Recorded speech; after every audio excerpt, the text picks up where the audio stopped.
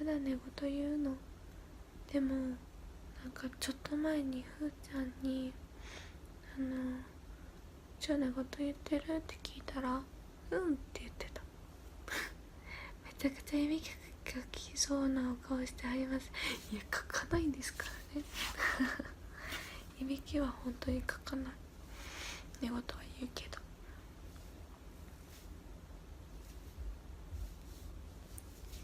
寝言は言うけどいびきはかきません。